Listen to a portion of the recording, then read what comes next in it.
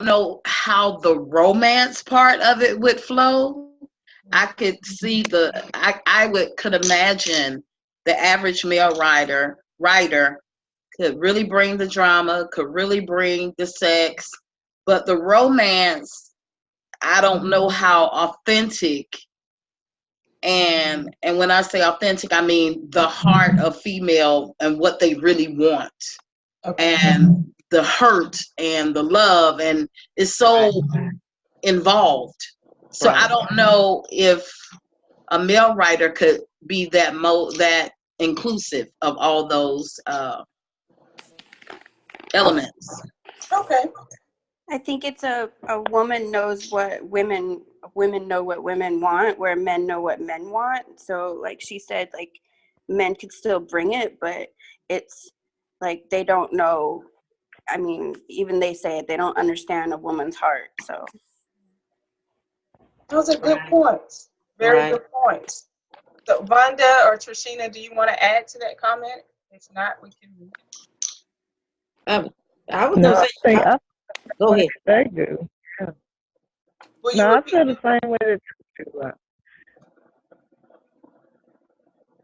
Vonda, did you say you felt the same way as the other two young ladies? Yes. Yes. Okay.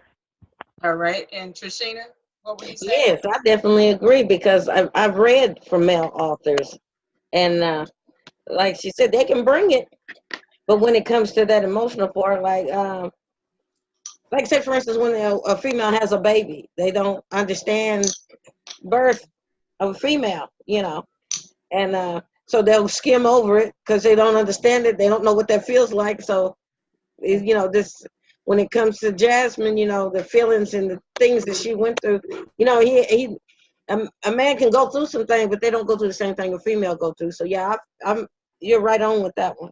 Mm-hmm. All right. What about the characters, Jasmine and Drew? Are they fully developed as three-dimensional characters, complete with emotional as well as psychological complexity, or are they flat one-dimensional characters? No, I think they're three-dimensional because in the beginning I kind of wanted to. I think they are three. It seems very real. Yes. Yeah, absolutely. Yeah. Everybody agrees they all seem very real. Yeah. Were you all able to see beyond the sexual encounters to become sympathetically engaged with the two of them? Absolutely. Yes. Yes. Yep. Absolutely. The next question is, why are Jasmine and Drew drawn to one another in the first place? From your perspective, why are they drawn to one another? And we'll start with Vonda, and then Stephanie, then Trishina, and lastly will be Ngeri. Why are we starting with me? I can't explain it. Well, when you read it, what did you think made them drawn to each other? I mean, they just had this chemistry. I mean, Yeah. That's good. good. He's used to women just being drawn to him, and when she ignores him, I think that makes him more drawn to her because he wants her attention, and she's not giving it to him. Okay. Even though she wants him, she's not giving it to him, and it kind of makes him want to chase. Right. He's not used to that, so that's different for him. Correct. That was a good answer. All right. Stephanie, what would you say? What she just said. Like, I just think I think that's what makes him relatable, because like he comes off like kind of like a man whore in the beginning, and I think like he wants what's unattainable, and I kind of feel like she's not looking for a relationship, but she just said she's drawn to him, and so I think it's like they're opposites in a way, so that there's that attraction, and then like he wants what he can't have. Right. Very good. Trishina, what do you have to say? Oh yeah, I'm in agreement with them, but on top of that, You know, he just a nice chocolate glass of chocolate milk, chocolate water drink. And he walking through there, just keep walking through there, and she keep looking, but she don't let him know. She but she know what she wants. Like she don't want to give it up too fast, so she just you see all that, keep walking in front of you. Lord help you, you don't know what you're gonna do next. But and then you run up on her and just take a kiss, and Lord of mercy, you get a taste of the chocolate, and Lord of mercy, you just get lost. I'm just put it out there, you just get lost. Then you got and then you got to dance to their backgrounds, the things they're going through at the time, right, at those moments, and it just makes for a nice, just there you go. It just make it all scrumptious. A delicious combination right there. If I could just put it out there like that. That's it. Everything you just said on top of she doesn't want to present herself off as too anxious for the guy. Yes. Because it's just a lot of chocolate heaven in front of her. Oh yeah. Yes.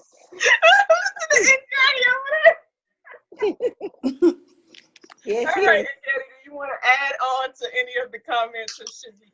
Yeah, I think one reason why they're drawn to each other, and this is just the truth. I know the love element, but sometimes the D goes before you. That's it. And it's like that snake charmer. Woo, and it just go before you, and it just kind of pull you in, and you like, Lord God, I can't help it. You don't know what it is. And I think with Jasmine and Drew, I think the D was going out, and I think the Noni, the JJ, the goods, I think it was going before her too. They had that chemistry up front, and there's nothing like that chemistry. I mean, come on now. I mean, you can fall in love, but sometimes that chemistry is what goes before you. Right. That's it. Well, I think you all said it beautifully, and I don't think we need to expound on that question anymore because I think we all clear on how they are drawn to each other, and I would have to agree. All those aspects are correct. All right, let's look. Let's see. All right, so in the initial part of the story, Drew is extremely cocky. He's a cocky, arrogant guy. But as you read more of the story, does the character of him, as well as his background, does it make you change your attitude towards him? Definitely. Okay. And so is it more so because of his background, or do you think is it because of how he responds to Jasmine? Is that what makes you change your perspective of him? I think a little bit of both. Okay. I think some of both, yeah. Okay. Some of both. That's a good question. I mean, a good answer. Do you think that Jasmine is the submissive partner in the relationship, sexually or otherwise? Definitely. Now. Yeah. Yeah. All right. And Gary, you were the first one to blast off definitely. Tell me why do you think she's Because she's not unlocked yet. She's still very reserved, and he's blowing her mind, and she feel like she like Tristina said, you just lose yourself. And so she's reserved because she has to trust letting herself get that caught up. Yeah. And does everyone agree with what Ngedi said? Do you want to add any more to what she said? Yes. Yes, I agree. And she just reserved. Way. I mean, yes, and she just lets him lead the way. Let him have his way. Yes. Mhm. That's what you do, girl. That's what you do. Oh my goodness. All right. Let's see. Where was I? Would you say that Drew is like an equal partner? Wait. Well, I'm changing the question. Would you say that Drew is like an equal partner or dominating? Dominant. You would say dominant. Dominant. He's a dom. He's a dom. Yeah. He's a dominant. Okay. It looks like I hear your language. You know about that. Aha!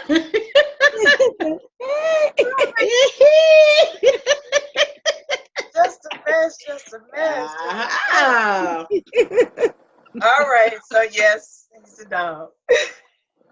So do you view Jasmine as a shero? If so, what specific aspects from the books makes you think of her as a shero?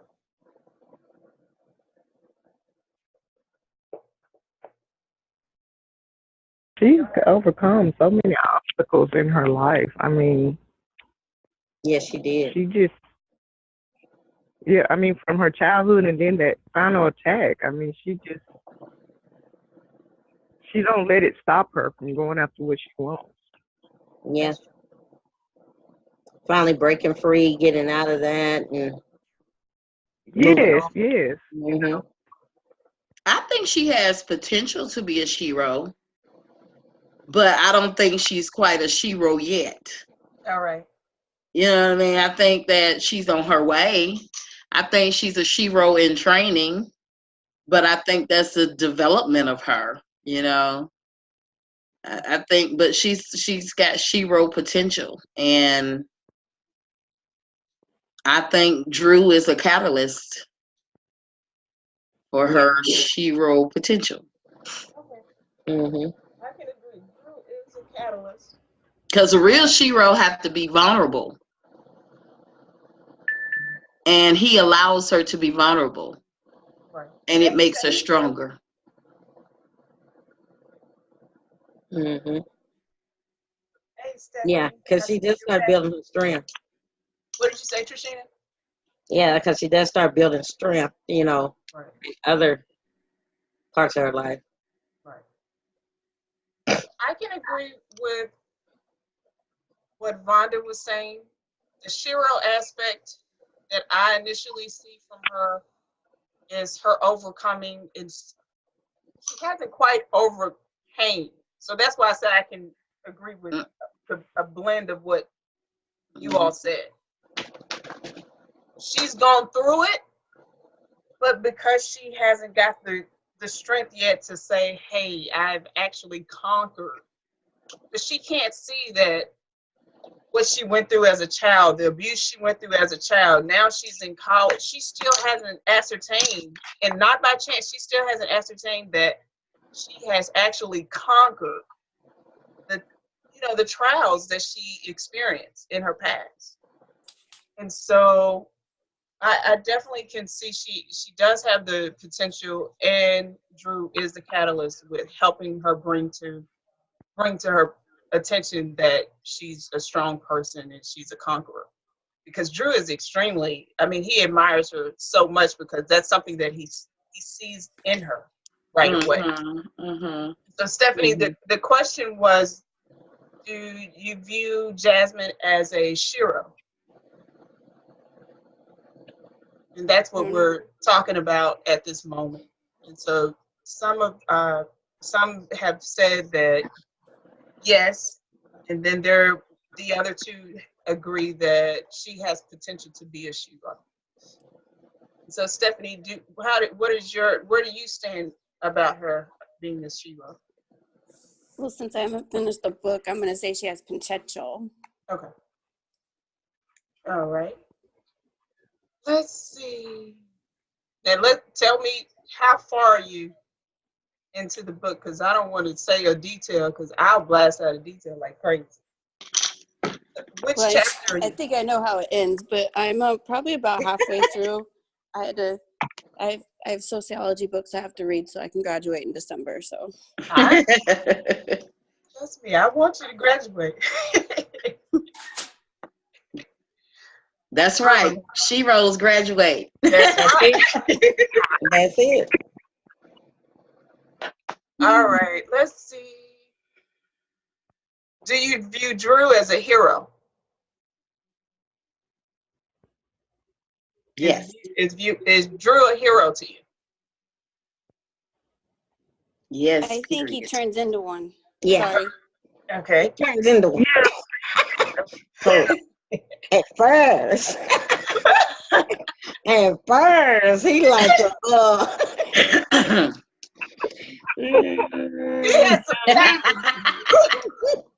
we got a few things to, just a few, but you know, he'll rough around the edge kind of one.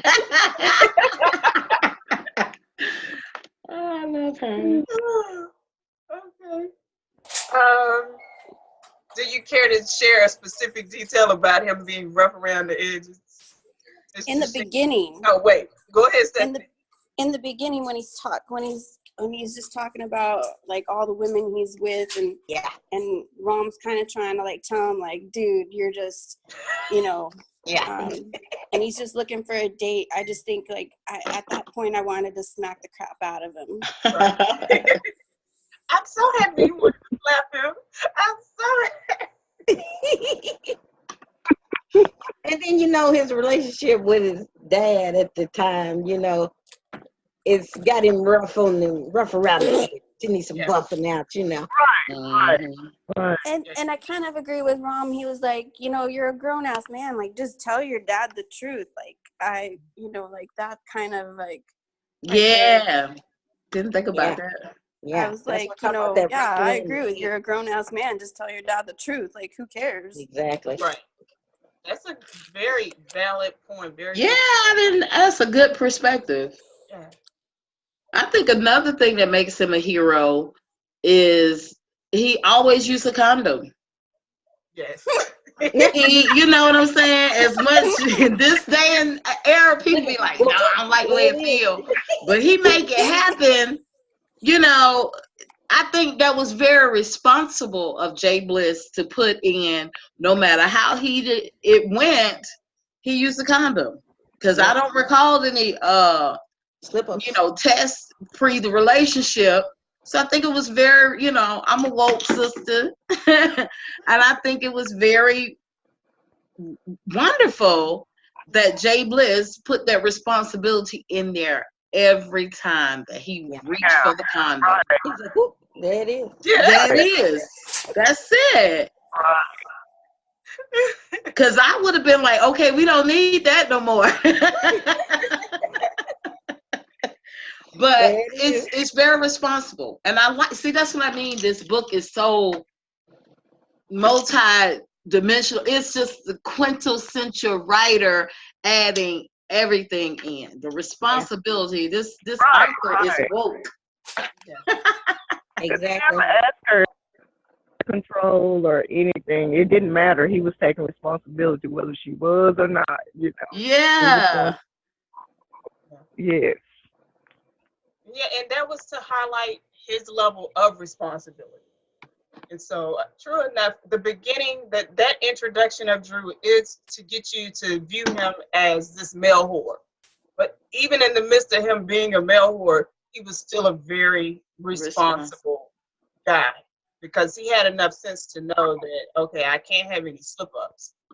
I still have a mission. Right.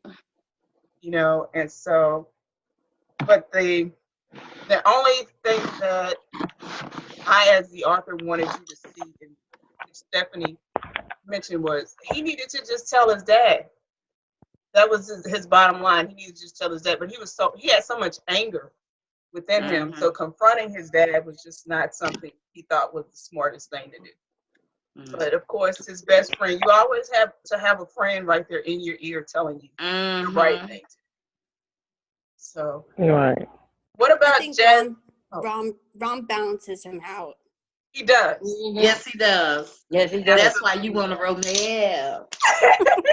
You got to have that strength. You got to have that strength in there to balance that out. Get so strong.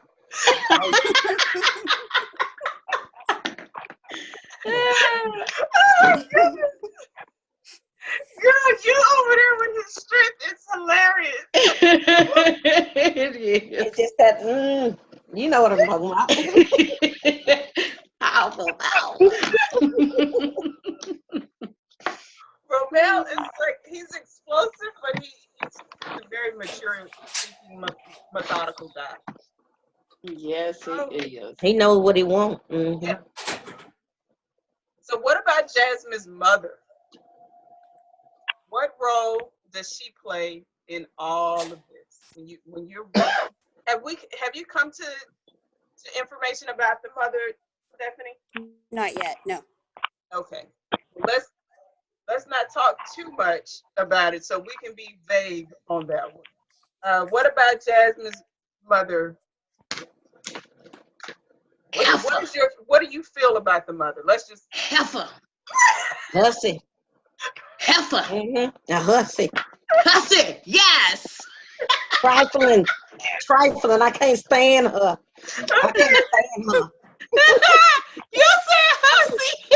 I'm going to bring that word back. Can't stand her. Hussy. Oh my God, that's perfect. That's the perfect word for hussy. okay. Just a hussy. I just wanted to strangle that one. Oh Lord have mercy. I ain't never want to strangle someone so bad and ain't much tell you. I just through with her. All What'd right. you say, Wanda? I'm about ready to knock her out. I'm telling you, I'm trying to strangle her. I patience. I'll knock her out. Okay. All right. So the next person, let me ask Stephanie first. Stephanie, have you got to the name Amelia? No, I have a lot of reading to do. Okay. Well, we don't have to go into that one. So let me move to the next one, which is the lake. What is the metaphorical significance of the lake? When you are reading, and anybody there from in the story, everyone should have touched on. Well, she says she goes to like clear her head, so I don't know, like maybe like it's almost like how Rom balances Drew, kind of like that's her balance, like where she finds herself, kind of. I mean, and and that's who's there. I guess that's where she finds him too. But I mean, that's kind of like great her balance. perspective. I love that. I didn't consider that. Oh my That's so good. Oh, you guys are just giving me big hugs. Oh my God, I love you guys. You're giving me life with these responses. All right. Does anybody else want to add to the significance of the lake? That was good. Yeah, that was great. Mm-hmm. That was great. I like it. It's where she gets a clear mind, and it's also where she met Mr. Drew. Met Drew, The yeah. element of chance. Yes. When she saw that chocolate. He just kept doing this right here. You only do that so many times. So you reach out.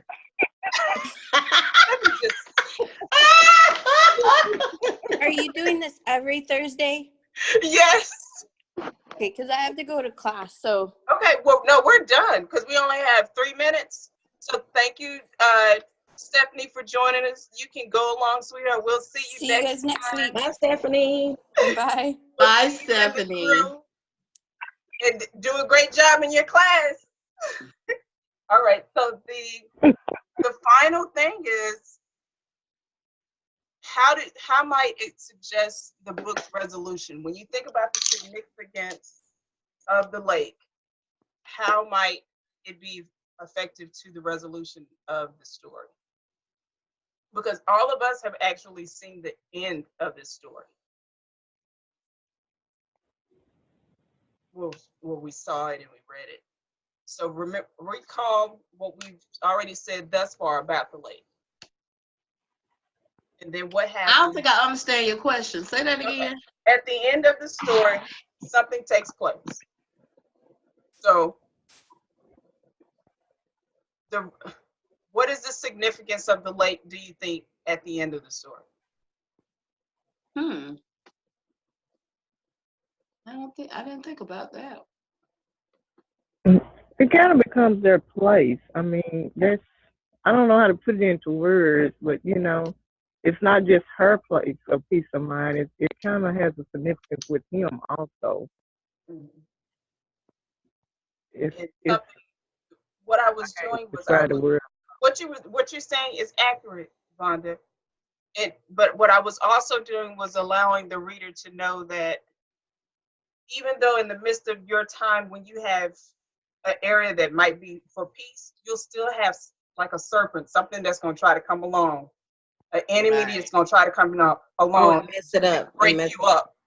Of that, whatever gives you that peace, and that's what Dulio was. Dulio was the character to try to break up her peace. Right. Yeah, he didn't want her to be happy at all. Right. Yeah. So the funny thing is that she had a lot of people in her corner to help her even at that moment. So we have less than 1 minute left, and if you guys want to say anything, I want to just say thank you all, and I appreciate you all joining. Awesome. I enjoyed it. I had fun. Yeah. All right, so we'll carry on next week, and you guys keep reading. Well, you all are all through. So I guess I need to throw out some. 3 times now. How many times? 3. 3 times.